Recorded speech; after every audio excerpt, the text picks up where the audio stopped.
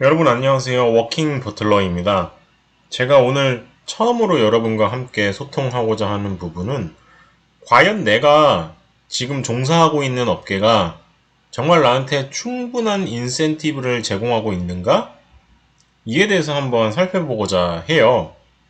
가끔 친구들이랑 술자리에 가면은 네가 보너스를 많이 받니? 내가 보너스를 많이 받니? 이런 얘기를 할 때가 있어요.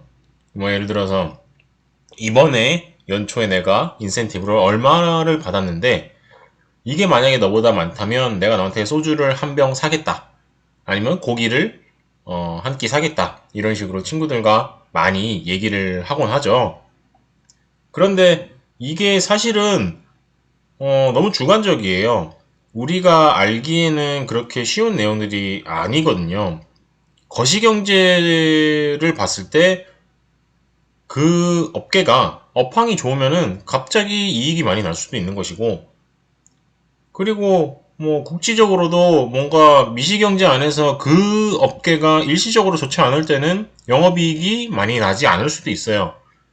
그래서 여러분과 한번 과연 내가 다니고 있는 회사는 얼마나 영업이익을 잘 내고 있고 내가 정말 합당한 대우를 받고 있는가, 이에 대해서 여러분과 한번 얘기를 해보려고 합니다.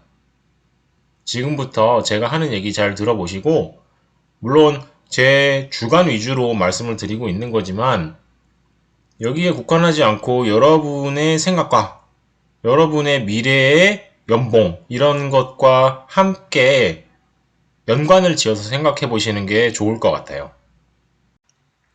네, 여러분, 제가 1월 17일 기준으로 해서 여러 회사들을 조사를 해봤습니다. 여기에 보시면 아시겠지만 여러분께서 익히도 잘 알고 계시는 삼성전자, SK하이닉스, 셀트리온, 삼성바이오로직스, 시젠, 네이버, 카카오 이런 회사들을 열거를 했어요. 여러분들이 아셔야 될 것 중에서 하나는 이 회사들은 대부분 코로나 시대에 엄청나게 큰 이익을 본 회사들이에요. 예를 들어서 공급망 대란으로 인해서 삼성일렉트로닉스, 삼성전자와 SK하이닉스는 반도체 업계에서 굉장한 이익을 얻었어요. 셀트리온과 삼성바이오로직스도 코로나 치료제 관련 생산을 통해서 혹은 그 신약 개발을 통해서 굉장한 이득을 받습니다. 시젠, 네이버, 카카오 이런 회사들도 엄청난 이득을 받죠. 여러분 뭐 아마 최근에 보셨을 거예요. 뭐 시젠이 매출을 어마어마하게 달성했다. 진단키트를 가지고요. 네이버, 카카오 같은 회사들도 언택트 시대의 뭐 게임 아니면은 여러 가지 플랫폼 등을 이용해 가지고 이득을 많이 봤다라는 내용을 보셨을 거예요. 근데 여러분 보시면 아시겠지만 여기 있는 내용들이 굉장히 놀라운 것들이 있어요. 무엇을 기준으로 제가 앞으로 얘기를 드릴 거냐면, 주변에서 이제 제 친구 중에 한 놈이 삼성전자를 다니는 친구가 있어요. 그 친구가 얘기하기로는 보통 본인이 얘기하기로는 삼성전자가 한 1년에 인센티브가 40에서 50%가 나온대요. 그 40이랑 50%가 뭘 얘기하느냐? 연봉의 40에서 50%. 그러니까 예를 들어서 대졸 초임이 6천만 원이다 라고 하면은 삼성전자를 다니면 인센티브가 3천만 원이 지급되는 거예요. 50%. 그러니까 그 사람의 1년 총 원천 징수액은 9천만 원이 되는 거죠. 어마어마하죠. 결국에 여러분이 모두가 가고 싶어하는 이런 삼성전자 같은 좋은 회사들은 엄청난 매출을 올리고 엄청난 영업이익을 올리고 고부가가치 상품들을 생산하기 때문에 그에 따른 직원들이 가져갈 수 있는 이익도 클 것이다. 근데 여태까지 아마 다른 유튜버들도 뭐 분석을 했을 수도 있는데 이렇게 자세하게 분석을 해드린 적은 없을 거예요. 각설은 집어치우고 제가 본론으로 들어가겠습니다. 제일 먼저 우리나라 대표 기업인 삼성전자를 기준으로 했을 때 매출을 비교해 볼게요. 삼성전자의 2021년 예상 매출은 2조, 죄송해요. 278조예요. 어마어마하죠. 278조인데 영업이익은 52조 8천억. 대략 비율로 따지면 18.9%를 차지했어요. 제가 인터넷에 검색을 했을 때 삼성전자의 헤드 카운트, 직원 수는 11만 4천 명이었어요. 그러니까 이거를 단순히 영업이익을 직원 수로 나눴을 때 계산을 해보면 직원 1인당 4억 6천만 원을 남겨 먹었다는 거예요. 여러분 아시겠지만 영업이익이라는 거는 뭐 원료, 거기에 들어가는 인건비 등등등 그런 걸 다 제외하고 남은 게 영업이익이에요. 그러면은 삼성전자에 있는 직원들은 1년에 한 명이 4억 6천만 원을 남긴다는 거예요. 대단하죠? 여러분 어디 가서 땅 파봐요. 이런 돈, 농사 지어도 이런 돈 못 구할걸요? 혹은 개인 사업을 해도 1인당 영업이익을 4억 6천만 원씩 남긴다? 이거는 어마어마한 거예요. 그래서 우리나라에서 왜 삼성전자가 대단하냐 얘기를 하는 이유가 바로 이것 때문입니다. 직원 1인당 영업이익이 4억 6천만 원. 그만큼 반도체 산업이 호황이고 고부가가치 산업이다. 이게 결국에는 1인당 4억 6천만 원씩 벌어온 것들이 어떻게 해서든 우리 경제에 도움이 돼요. 법인세를 내든 아니면 직원들한테 월급을 줘서 직원들이 차를 사든 집을 사든 그런 것들이 우리 내수 경제에 엄청난 도움이 되는 겁니다. 근데 이런 거시적인 부분을 제외하고 직원의 입장에서 봤을 때 과연 이게 정말 나한테 합당한 대우인가? 라고 봤을 때 다른 회사 직원들은 조금 다른 생각을 할 수 있어요. 삼성전자는 저만큼 돈을 주는데 나는 왜 돈을 이만큼 주지 않아? 라는 생각을 할 수 있죠. 그래서 제가 직원 1인당 영업이익을 기준으로 해서 내가 과연 많은 인센티브를 받는지 적은 인센티브를 받는지 비교를 해봤어요. 제 친구한테 듣기로는 삼성전자는 뭐 인센티브가 1년에 뭐 40에서 50%가 나온대요. 연봉에. 그러면은 삼성전자 같은 회사를 기준으로 봤을 때 1인당 4억 6천만 원의 이익을 내면 인센티브를 50% 가져간다라고 생각을 해볼게요. 1인당 50%의 영업이익.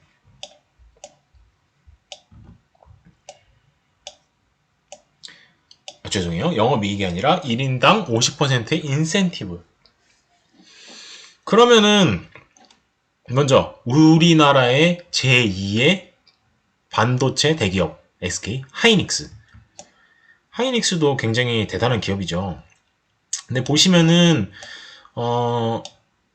삼성전자와 비교했을 때 1인당 영업이익은 4억 1천만 원이에요.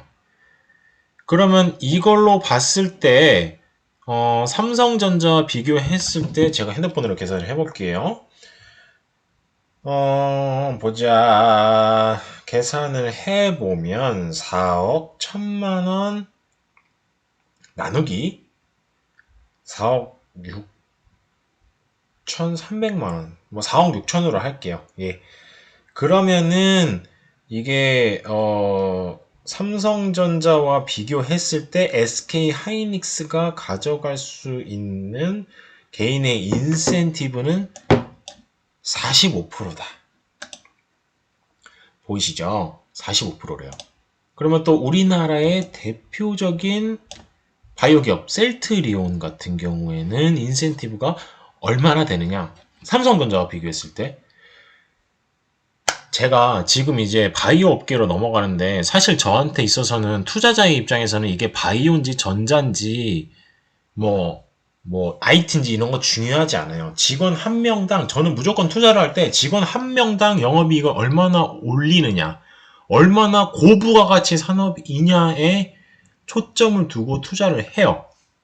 그러면 그걸 봤을 때 셀트리온, 이제 바이오 업계로 넘어왔을 때 셀트리온은 어떻느냐? 다시 계산을 해보겠습니다. 귀찮으니까 이제 그냥 엑셀로 할게요. 엑셀로 할 건데 엑셀에다가 여기에 있는 값을 다 집어넣을게요. 다 집어넣고 네, 집어넣었습니다.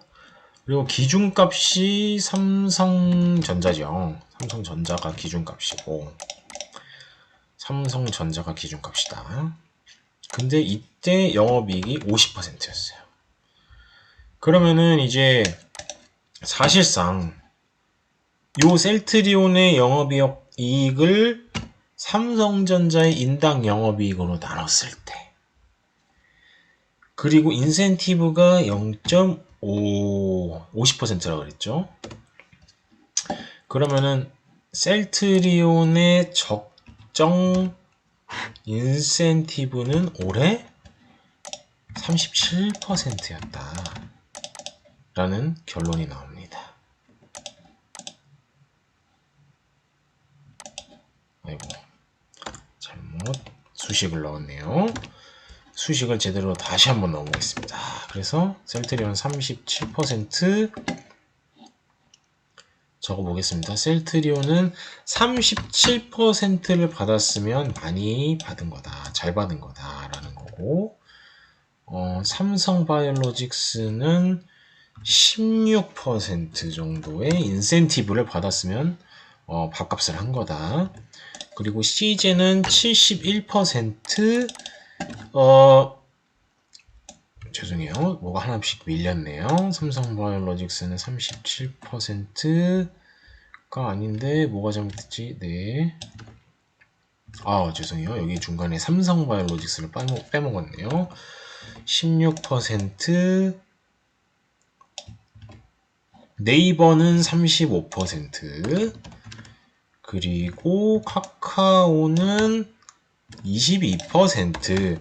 대충 제가 반올림을 해서 계산을 했는데 여기에 보면 어떤 회사들이 고부가가치의 산업을 하고 있고 최근에 경영성과를 잘 올렸고 그에 따라서 직원에 대해서 보상을 얼마나 했겠느냐를 우리가 가늠을 해볼 수 있어요.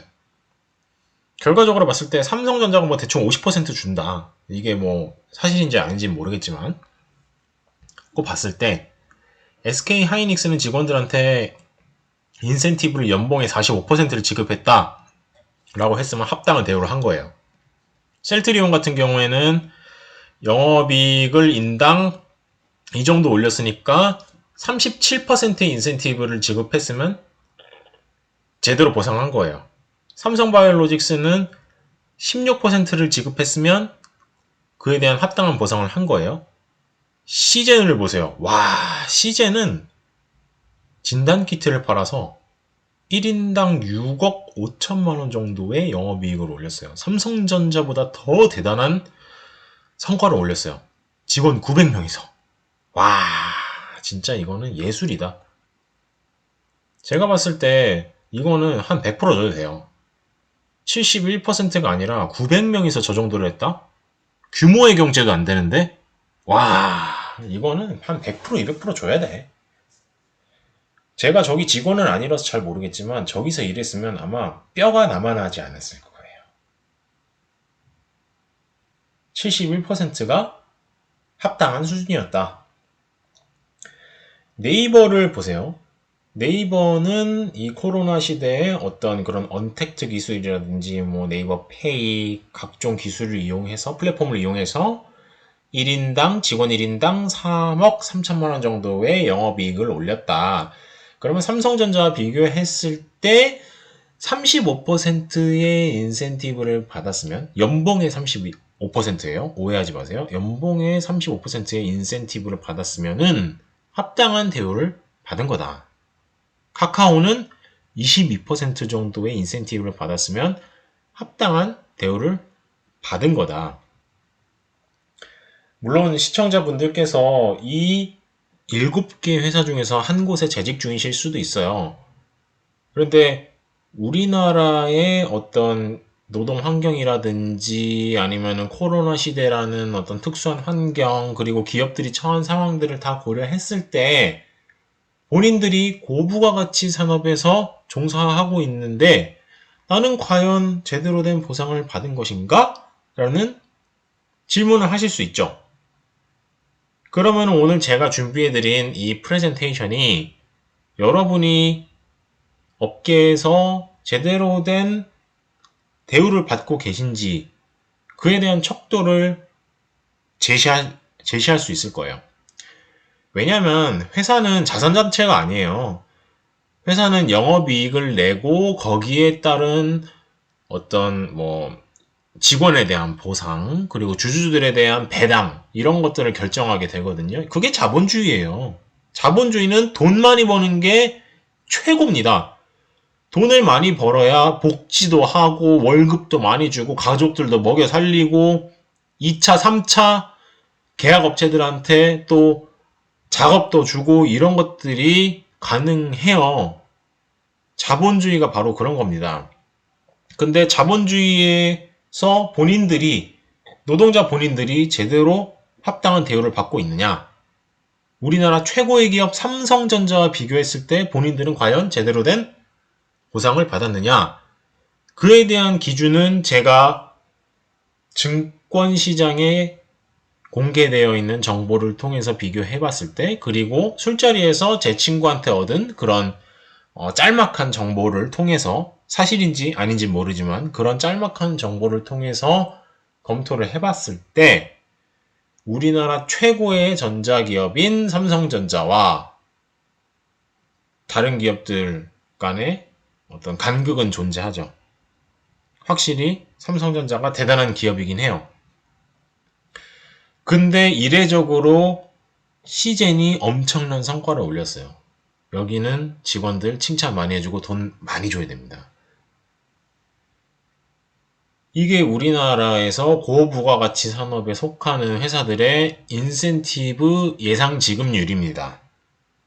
만약에 이것보다 적다, 그럼 불만을 가질만 하죠. 이것보다 많다라고 하면은 회사의 발전을 위해서 좀 더 노력해야 될 수도 있어요. 이게 본인이 우리 업종은 달라요, 이런 얘기는 필요 없어요. 업종이 달라도 1인당 벌 수 있는 돈의 액수가 중요해요. 여러분, 바이오, IT, 전자 이런 거 중요하지 않습니다. 1인당 얼마를 벌 수 있느냐가 중요해요, 여러분. 여러분, 이런 회사에 속하지 않고 여러분이 바깥에 나가서 돈을 얼마나 버실 수 있는지 아세요? 자영업을 했을 때 1년에 본인이 벌 수 있는 돈이, 자영업을 했을 때 이런 돈이 안 나와요. 물론 이 금액들이 본인의 연봉하고는 상관이 없지만 이게 결국에는 회사의 영업이익이 많이 나와 본인들이 가져갈 수 있는 인센티브도 많아진다. 이 계산법이 대부분의 회사에 동일하게 적용될 거예요. 여기서 그 해에 속하는 어떤 회사의 특성이라든지 그런 걸 조금씩 고려해서 플러스 마이너스 몇 퍼센트 정도의 차이가 있을 수 있어요. 그런데 여기서 크게 벗어나지 않을 겁니다. 만약에 이것보다 더 많이 줬다? 대표이사님이 괜찮은 결정을 하신 거예요. 왜냐면은 영업이익이 높을수록 그 회사의 직원들이 고생할 확률이 높아요. 왜냐? 영업이익이 높다는 거는 경영학에서 얘기했듯이 공장 가동률이 높다. 물론 네이버나 카카오는 공장이 없죠. 개발자들이 그냥 개개인이 공장이에요. 그렇게 생각하시면 돼요. 결국에는 가동률이 높은 산업이었다. 규모의 경제가 됐다. 돈을 많이 벌 수 있었다. 이게 중요한 거예요. 투자자들의 입장에서는. 큰 돈을 굴리시는 분들한테는 그런 게 중요해요. 그런 큰 프레임이 결국에는 개인한테도 적용이 돼요. 삼성전자에 다니시는 여러분들이 그렇게 많은 인센티브를 받을 수 있는 이유는 규모의 경제가 되고 고부가가치 산업이고, 그리고 거기에 더해서 그에 따른 회사의 평가가 괜찮기 때문이다. 그게 없이는 이렇게 많은 인센티브를 받을 수가 없어요.